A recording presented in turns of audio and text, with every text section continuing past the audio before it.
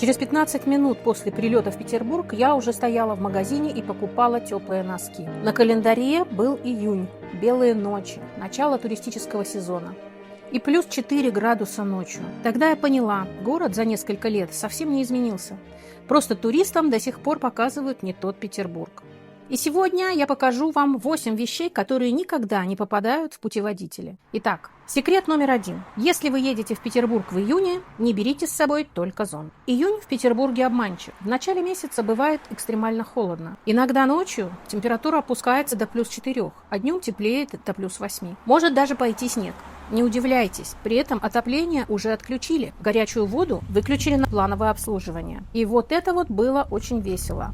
Что делают коренные петербуржцы в таких ситуациях? Достают масляные радиаторы, спят под 2 одеялами и греют воду в чайнике, чтобы умыться. Это один из тех городских секретов, которые не пишут в гидах, но именно они определяют, как город живет в июне. Не только красиво, но и с реальными бытовыми неудобствами. Секрет номер 2. Белые ночи для местных не такая уж и радость. Спать при практически дневном свете не слишком приятно. Что делают местные? Задергивают плотные шторы, blackout. Специальные шторы, которые полностью блокируют свет. Это не просто шторы, это наша необходимость. Потому что белые ночи – это не только красиво, но это еще и месяц, когда тебе не удается спать как обычно. Следующий секрет. Номер 3. Традиционно в июне в Петербурге проходит грандиозное событие – Международный финансовый форум. Это грандиозно и полезно для города в экономическом плане, но пробки огромные. В центр лучше просто не соваться. Какие-то магистрали вообще перекрыты. Что же делают местные? Едут на Васильевский остров через Кронштадт. Это не просто маршрут, это городская логика. Знать, где можно пройти, а где лучше даже не пытаться.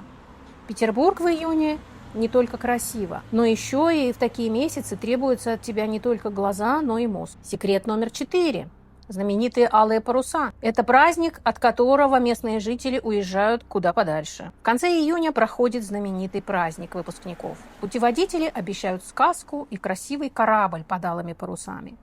Но в реальности это наглухо перекрытый центр, толпы людей, неработающие станции метро и взлетающие цены на такси.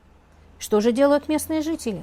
Те, кто не работает в этой сфере, стараются вообще не выезжать в центр в этот день. Либо уезжают на дачу, либо смотрят салют с крыш и набережных вдали от Дворцовой площади. Это не просто массовое мероприятие, это тест на выживание в толпе. Петербург в июне не романтика, а умение изменить свой маршрут. Итак, секрет номер 5. Романтика разводных мостов заканчивается, когда тебе нужно спать. Смотреть на развод мостов красиво в первый раз. Но если вы сняли квартиру где-нибудь на Васильевском или Петроградской стороне и загулялись на Невском, вы в ловушке до утра. Вантовый мост и западный скоростной диаметр спасают, но такси в объезд будет стоить очень дорого. Что же делают местные жители? Всегда держат в голове график разводки мостов. Это не просто красивое шоу, но и важна транспортная логистика. В Петербурге время после полуночи диктует свои правила передвижения. Итак, секрет номер 6. Вместе с белыми ночами в окна залетают комары. Из-за огромного количества рек, каналов и высокой влажности комаров в городе бывает неожиданно много. Открываешь окно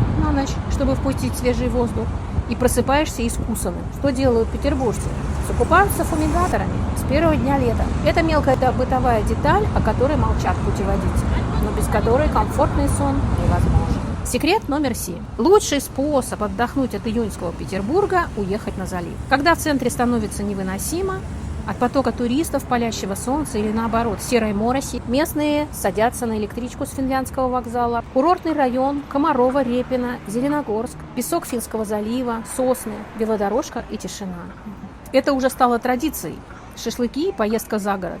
Петербург не ограничивается гранитными набережными. Это северная природа, до которой можно добраться за 40 минут. Секрет номер 8. Где жить? Цены на аренду действительно очень-очень разные.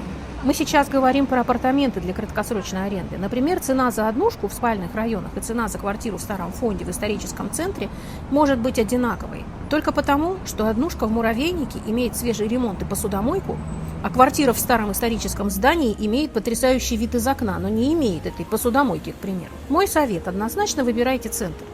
А тарелку пару дней и ручками можно помыть. Зато вы выйдете вечером на Невский, Суворовский или Московский проспект и, вдоволь нагулявшись, вернетесь нагруженные красотой в свою историческую квартиру, где живет петербургский дух. Если после этого видео Петербург показался вам менее романтичным, значит, я все сделала правильно. Потому что настоящий Петербург не только белые ночи и красивые фотографии, а также холодный июнь, перекрытые улицы, разведенные мосты, комары и пробки, горячая вода, которая внезапно исчезает именно тогда, когда она нужна больше всего. Но есть одна странная вещь. Чем лучше узнаешь этот город без прикрас, тем сильнее его любишь. Именно поэтому люди возвращаются сюда снова и снова, несмотря ни на что.